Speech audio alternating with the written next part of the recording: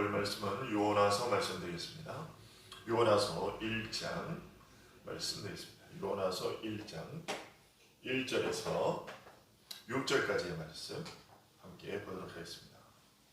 요나서 1장 1절에서 6절까지의 말씀입니다. 제가 봉독해 드리겠습니다.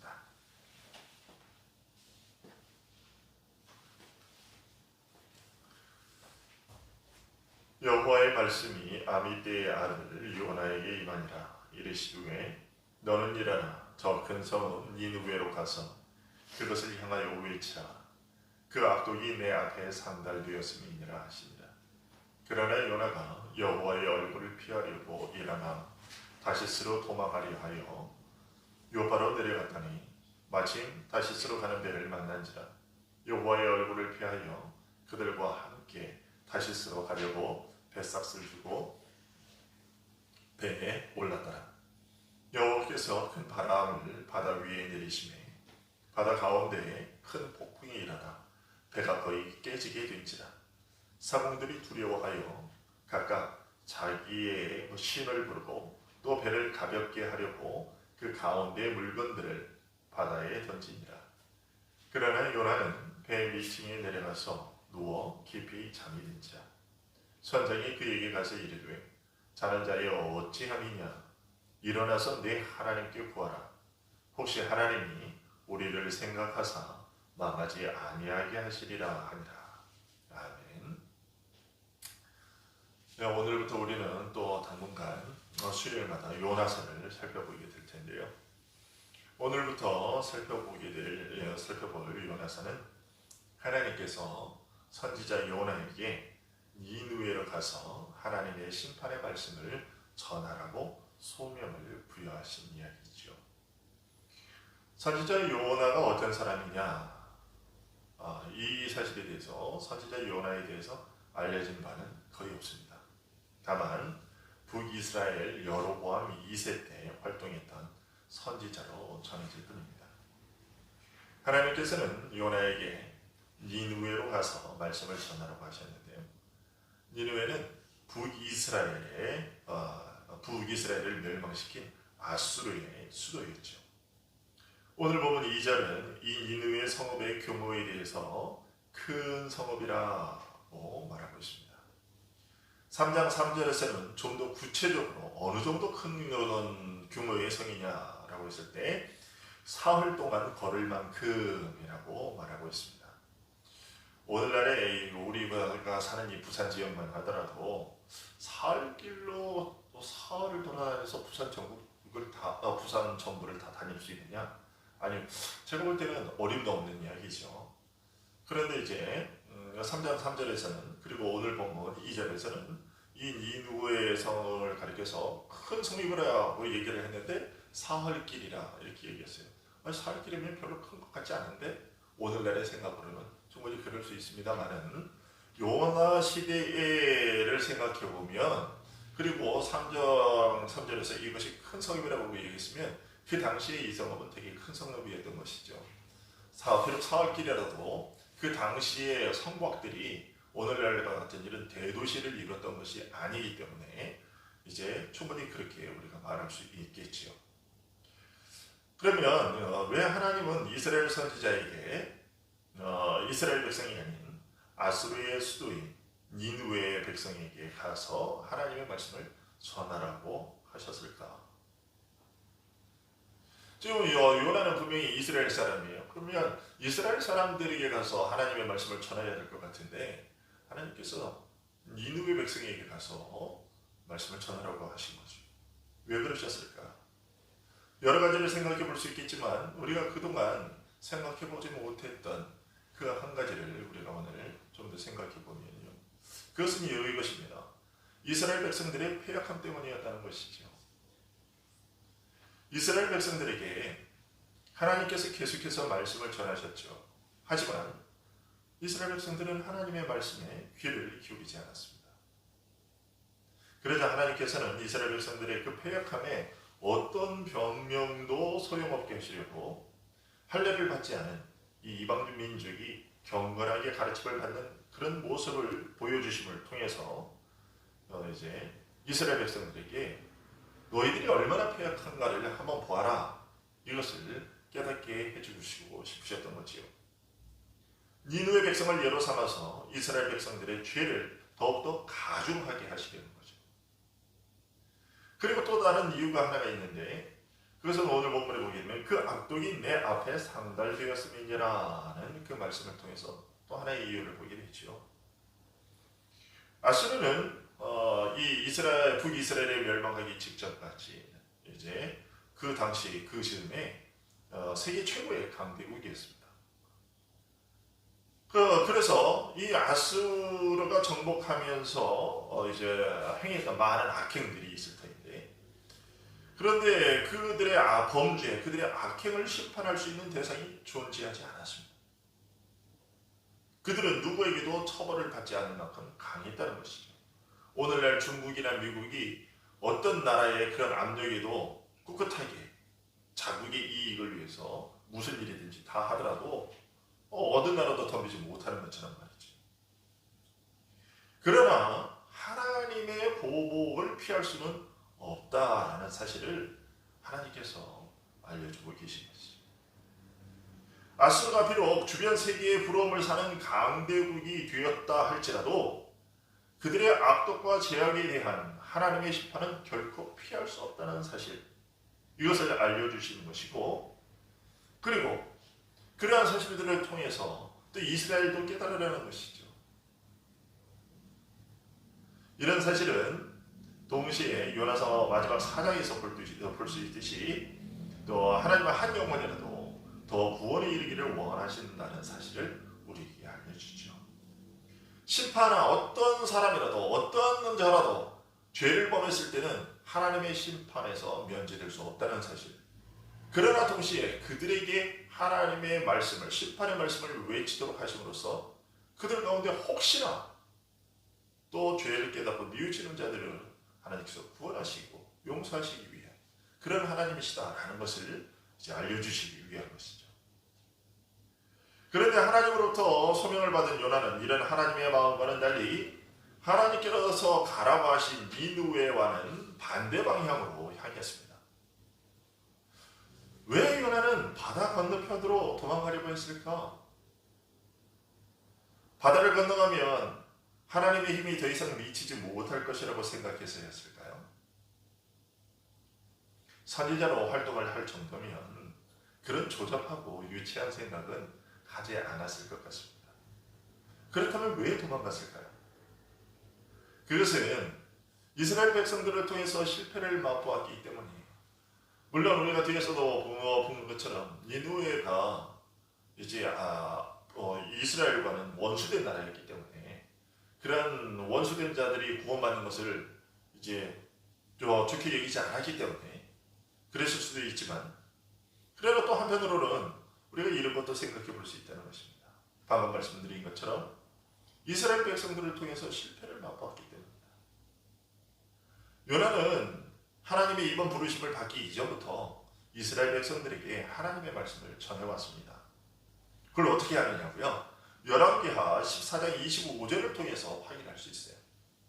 열왕기하 14장 25절을 보면 이스라엘의 하나님 여호와께서 그의 종 가데헤벨 아미떼의 아들 선지자 요나를 통하여 하신 말씀과 같이 여로보암이 이스라엘 영토를 회복하되 하맛 어귀에서부터 아라바 바다까지 하였으니, 그러니까 요나가 분명히 그 이전에 하나님의 말씀을 이스라엘 백성들에게도 전했다는 것을 우리가 알 수 있어요. 그런데 이스라엘 백성들이 돌이키지 않았다는 것이죠. 이런 경험을 한 요나는 니느웨 백성들에게 하나님의 말씀을 전한다고 해서 무슨 소용이 있겠느냐라는 생각을 가졌을 겁니다. 하나님의 백성이라고 하는 이스라엘 백성들도 하나님의 말씀에 귀를 기울이지 않는데 하물며 방종으로 더욱더 악명 높은 백성들에게 회개를 기대한다는 것은 말도 되지 않는 일이라고 여겼던 것이죠. 더군다나 지금 요나는 아수르 사람도 아니지 않습니까? 요나는 니느웨 사람들에게는 이방인입니다. 가서 말씀을 전하는데 그들이 요나에게 네가 무엇라고 네가 뭐라고 우리에게 심판을 이야기한단 말이냐? 네가 섬기는 니네 하나님의 얘기를 우리가 왜 들어야 한단 말이냐? 이런 이야기도 충분히 들을만 했다는 것이죠. 그러나 요나의 생각이 어떠했든지 사정이 어떠했든지 간에 요나가 하나님의 말씀에 불순종한 것은 크나큰 죄를 범한 겁니다. 왜냐하면 우리의 모든 행동에 대한 최고의 규칙은 하나님의 부르심을 따르는 것이기 때문입니다. 혹여 누군가가 굉장히 뛰어난 어떤 선행과 덕을 세운다 할지라도 그의 모든 선행과 덕의 목적이 하나님께 복종하는 것이 아니라면 그것은 그저 사람들의 눈에만 반짝이며 좋게 보일 뿐이지 하나님께 대해서는 아무런 가치를 가지지 못한다는 것입니다. 이런 불순종에 대해 요나 자신도 인정하고 있습니다. 요나는 3절에서 여호와의 얼굴을 피하려고 또 여호와의 얼굴을 피하여 라고 2번이나 이야기를 하고 있어요. 이 표현은 앞서 말씀드린 것처럼 하나님의 손이 미치지 못할 곳으로 도망한다라는 유치하고 어리석은 생각을 했다기보다는 도망하는 종처럼 하나님의 통치를 거절하려고 했다라는 의미가 더욱 강합니다. 그러면 요나는 이 불순종의 일을 철저히 계획했습니다. 다시스로 도망하려 하여 욥바로 내려갔더니 라고 얘기를 하고요. 그리고 거기에 가서는 뱃삭을 주고 올랐더라 라고 얘기를 하고 있습니다. 요나는 하나님의 명령에 불순종하는 자신의 행동을 돌이킬 마음이 전혀 없었습니다. 이것이 하나님께서 강력한 그런 역사를 일으키신 이유입니다. 하나님의 강력한 역사가 반드시 필요했던 이유, 그것은 요나가 돌이키려고자 하는 마음이 전혀 없었다는 것입니다. 사실 하나님의 말씀이 우리에게 지나치게 부담스럽게 느껴질 때가 있죠. 그때 우리 마음에는 많은 생각이 들어오게 됩니다. 하나님께 봉사해야 할 때 결과는 어떻게 될까? 기대하는 곳에 과연 도달하게 될까? 도달한다면 어떻게 도달하게 될까? 나를 기다리고 있는 위험은 어떤 것일까? 같은 생각들이 몰려왔겠죠. 우리가 하나님께 복종하려고 할 때마다 사탄이 나타나서 그와 같은 유혹거리를 제공하기 때문에 그래서 우리는 그때마다 싸워야 돼요.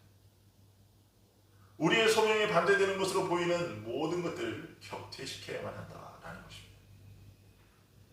그러나 요나는 자기 자신의 도망할 계획에 완전히 집착했습니다.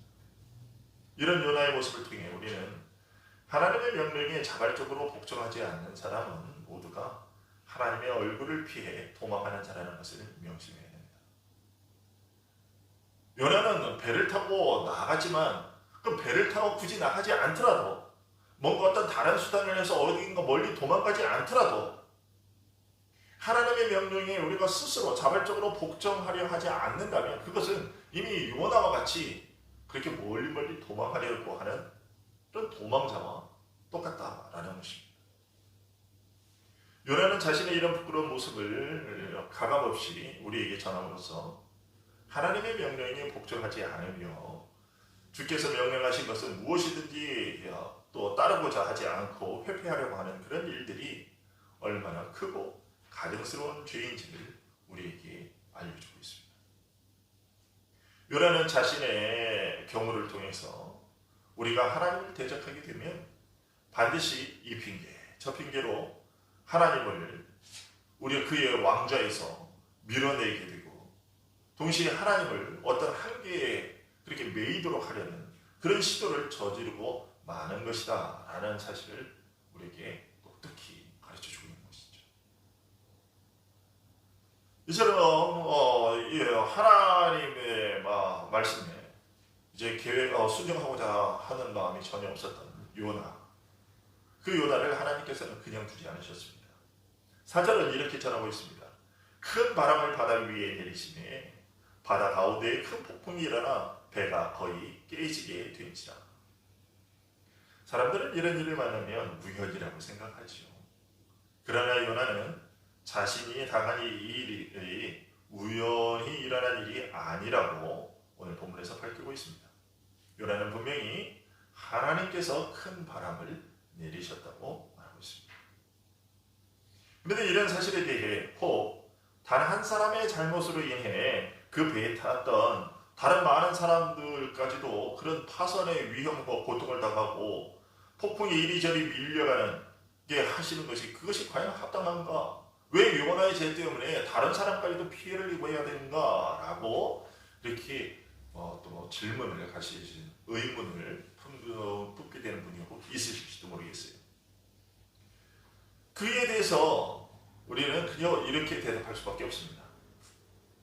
비록 하나님께서 요나 한 사람을 돌이키기 위해서 그 일을 일으키셨다 할지라도 이제 그럼에도 불구하고 하나님께서 다른 사람들을 똑같은 위험에 빠뜨린 것이 왜 정당한지 그 이유는 그 숨겨진 이유는 분명히 있다라는 것입니다. 우리는 오늘 본문에서 요나가 탄 배 하나밖에 보지를 못하지만 그러나 당시에 이 요빠 요나가 탔던 이 배가 출발했던 이 요빠는 또 다른 큰 항구였기 때문에 많은 배들이 있었다는 거죠. 그래서 다른 배들도 같이 출항했을 터인데 그런데 요나 한 사람 때문에 요나 한 사람을 하나님께서 특별히 쫓으러 가심으로써 추격하심으로써 다른 사람들까지도 많은 사람들까지도 그런 위험에 빠지게 됐다라는 것이죠. 그러나 우리가 알지 못하는 그 사람들에게 하나님께서 또 그런 일들을 겪게 하실 다른 이유가 분명히 있었을 것이다 라는 것입니다. 왜냐하면 하나님께서는 우리들 눈에 보이지 않는 우리들 눈에는 죄가 없어 보일지라도 하나님께서 하나님의 심판대에 세울 만한 그런 일들이 그 사람들에게는 하나님께서 보시는 그 사람들의 그런 죄들이 분명히 있으실 것이기 때문에 그렇습니다. 우리 눈에 사람들이 죄가 없다고 하나님의 눈에까지 죄가 없는 것은 아닌 것이죠. 반드시 거기에는 숨겨진 또 그 이유가 있을 것이다 라는 것도 우리가 생각해 보게 됩니다. 그리고 오늘 본문에서 우리는 또한 하나님께서는 인간을 지배하시는 동안 놀랍도록 일을 하신다는 것을 알게 됩니다. 따라서 우리의 지혜로 하나님의 행사를 측량한다는 것은 터무니없는 일입니다. 왜냐하면 하나님께서 한 사람을 처벌하시되 여러 사람을 동시에 낮추시고 다른 사람들 즉 그들 자신들의 그 죄에 따라서 벌하시고 또 그들의 인내를 충분히 시험하실 수 있기 때문입니다. 그래서 악인들의 입은 다물어지고 하나님께서 우리 인간이 행하는 심판과는 다른 하나님만의 심판을 행하실 때, 하나님의 심판을 행하실 때 악인들은 또 하나님을 대적해서 더 이상 외칠 수가 없게 되는 것이죠. 부당하다고 얘기할 수 없는 것이죠. 자, 이처럼 하나님께서 이 일을 일으키셨을 때 이제 선원들은 이 폭풍을 어떻게든 극복해 보려고 노력을 했습니다. 5절에 보면 선원들은 각각 자기의 신을 부르고 또 배를 가볍게 하려고 그 가운데 물건들을 바다에 던졌다라고 얘기를 하고 있습니다. 상공들은 안전하게 도착하기 위해서 자신들의 물건을 던져버렸습니다. 죽는 것보다 자신들이 갖고 있는 것을 버리는 편을 택했던 것이죠. 이것을 통해서 우리가 또 간단하게나마 다시 한번 교훈을 얻게 되죠. 여러분, 이 세상에서 자기 목숨보다 더 소중한 것은 없습니다. 우리가 오늘 본문을 통해서도 분명히 알게 되죠. 우리의 목숨보다 더 소중한 것은 없다. 그런데도 오늘날 우리가 이 사실을 그렇게 얘기하고 또 건강을 잃어보면 그것을 너무나도 잘 이렇게 깨닫게 되는데도 불구하고 자기 입으로도 스스로 고백하는 바가 있음에도 불구하고 우리는 여전히 우리의 생명은 우리의 영혼을 돌보는 일보다는 우리의 육신을 돌보는 일에 우리의 이 세상에서의 어떤 소유물에 우리의 마음을 빼앗길 때가 너무 많다라는 것입니다. 그러나 오늘 본문을 통해서 다시 한번 우리가 것은 우리의 생명보다 더 소중한 그러한 소유물은 없다. 그런 것은 없다라는 것입니다. 주님께서 말씀하시는 것처럼 차라리 내 눈이 범죄하거든, 내 손이 범죄하거든 그것을 빼버리고 그것을 잘라버리고 천국이 들어가는 것이, 지옥이 들어가지 않는 것이 더 낫다라고 말씀하시는 것처럼 그만큼 죄를 짓고 또 영원한 형벌 가운데 빠진다는 것이 그 끔찍한 일이라는 것, 이것을 우리가 명심해야 되겠습니다. 그리고 이 선원들은 오늘 본문에서 보게 되면 자신들의 물건을 내버리고 그리고 자신들의 신을 불렀습니다. 그만큼 선원들은 두려워했다는 것이죠. 우리가 알기로 이처럼 배를 오래 탄 사람들, 먼 바다를 항해하는 사람들은 웬만한 폭풍에는 놀라지 않을 것인데요.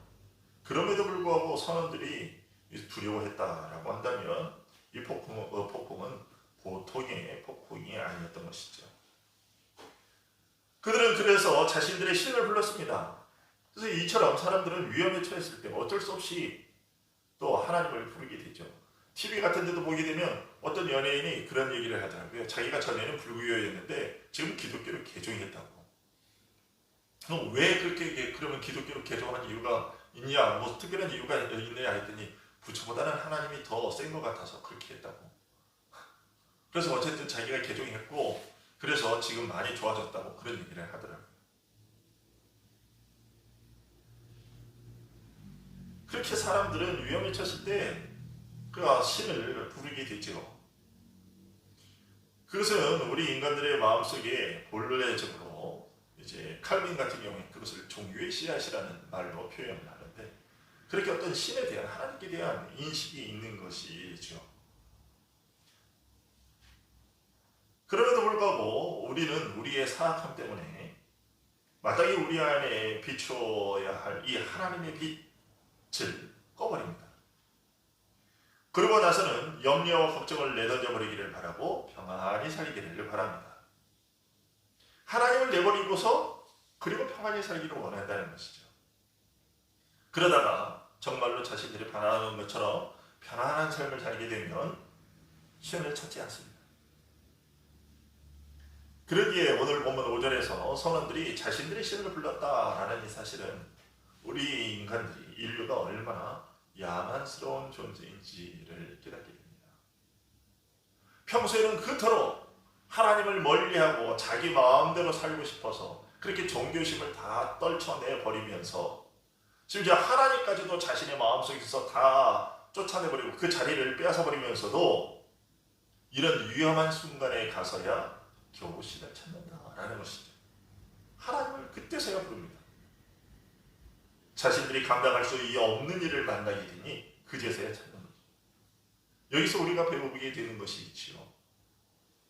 우리가 하나님께서 우리에게 때로 어떤 두려움을 주실 때 이 두려움이 반드시 나쁜 것만은 아닙니다. 이것이 우리에게 유용하다라는 것입니다. 앞서 말씀드린 것처럼 우리가 평안하고 안정되면 하나님께 대한 무감각이 곧 우리를 찾아오기 때문입니다. 따라서 누구든지 스스로 하나님께 가기가 어렵기 때문에 우리에는 이런 자극이 필요합니다.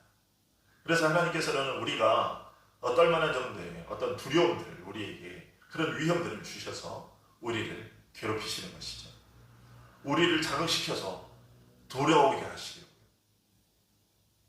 만약 하나님께서 우리가 살고 싶은 대로 마음대로 그렇게 내버려 두신다면, 우리를 돌이키도록 이끌지 않으신다면 우리 모두는 길을 잃게 될 것이고 갈팡질팡하다가 끝내는 파멸하고 말 겁니다.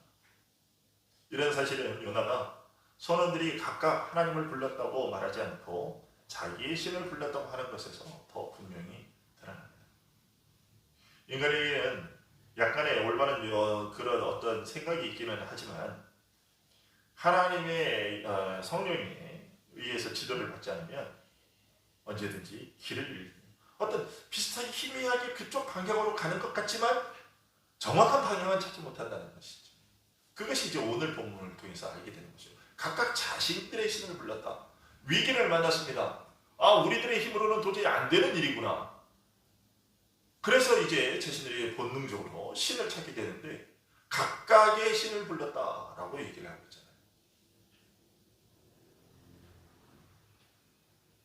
그래서 우리가 성령의 이끌림을 받지 않는다면, 성령에 의한 지도를 받지 않으면 우리는 어렴풋이 무언가를 깨닫는다 할지라도 결국은 하나님을 제대로 찾지 못하고 결국 파멸의 길에 이르고 만다라는 것을 우리가 깨닫게 되는 것이죠.